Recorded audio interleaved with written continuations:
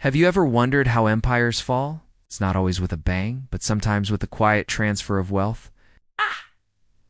Today, we re-diving into one of the most significant financial handovers in history. How the United States took the economic crown from the British Empire after World War II. It's a story of debt, strategy, and the incredible power of being the world's bank. Before World War II, the British Empire was the undisputed global superpower. The sun, as they said, never set on it. And at the heart of this dominance was the pound sterling, which was the world's reserve currency. What does that mean? It means countries all over the globe held their savings in pounds. They traded with each other using pounds, and a significant portion of international debt was priced in pounds. This gave Britain immense economic power, could borrow money cheaply, and had huge influence over global trade. London was the financial center of the universe. But then, war came. Twice. World War I was devastatingly expensive for Britain. They borrowed massive amounts of money, much of it from the United States, to fund the war effort. By the end of the war, Britain had gone from being the world's largest creditor to a major debtor. The pound wobbled, but it held on. For a while, the interwar period was tough. The British economy struggled to recover. Then, World War II hit, and it was the final, decisive blow to Britain's financial supremacy. The cost of fighting was astronomical. Britain had to liquidate its overseas assets, selling off railways, factories, and investments around the world just to pay for weapons and supplies. And who was the main supplier? The United States. Enter the Lend-Lease Act of 1941. On the surface, it was a lifeline. The U.S. provided Britain and other allies with war materials, supposedly lending them. But the terms were steep. While the U.S. framed it as helping a friend, it was also a strategic economic move. Britain had to exhaust its gold and dollar reserves before getting full access to Lend-Lease aid. This systematically drained Britain's financial reserves, while the U.S. economy, safe from the physical destruction of the war, was booming. By the end of the war in 1945, the picture was stark. Britain was victorious but financially shattered. It had accumulated a colossal debt, a huge portion of it owed to the United States.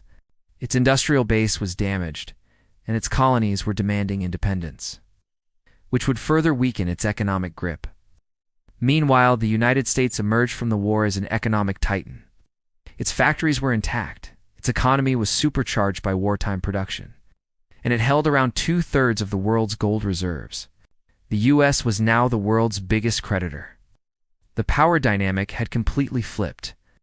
The real turning point came in 1944, even before the war was over, at a place called Bretton Woods, New Hampshire. Allied nations met to design the post-war global financial system. The British delegation, led by the famous economist John Maynard Keynes, had a plan to create a new international currency. But the American delegation, led by Harry Dexter White, had a different idea.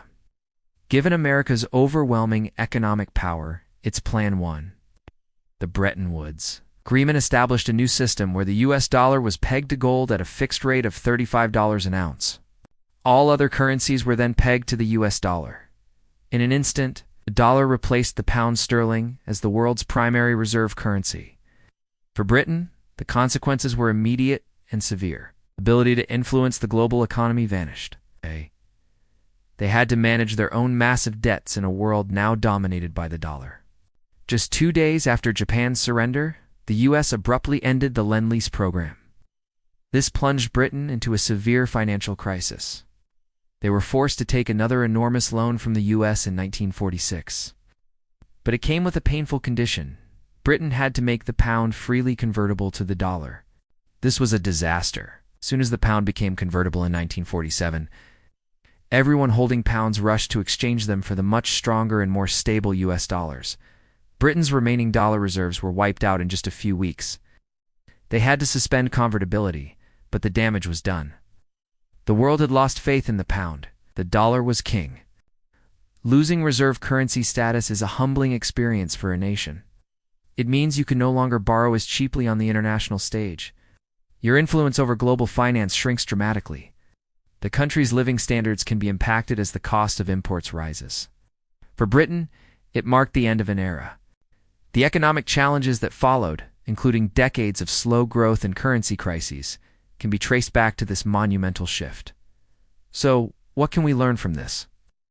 This story shows how quickly economic power can shift, often accelerated by major global events like wars.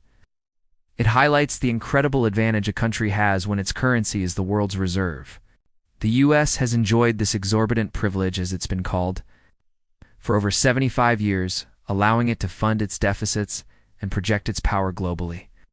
But history also teaches us that no empire and no reserve currency lasts forever. The shift from the pound to the dollar wasn't just about military might. It was about debt, industrial capacity, and who held the gold. Today, as the global economic landscape changes once again, with new powers rising, the story of Britain and America after World War II serves as a powerful reminder of how the world's financial order can be remade. It's a fascinating chapter of economic history that shaped the world we live in today. The foundations of our modern financial system were forged in the ashes of World War II, with one empire passing the torch to another. It's not on the battlefield, but on the balance sheet. Thanks for watching. If you found this dive into economic history interesting, don't forget to like this video, subscribe to the channel, and hit that notification bell so you don't miss our next story. See you next time.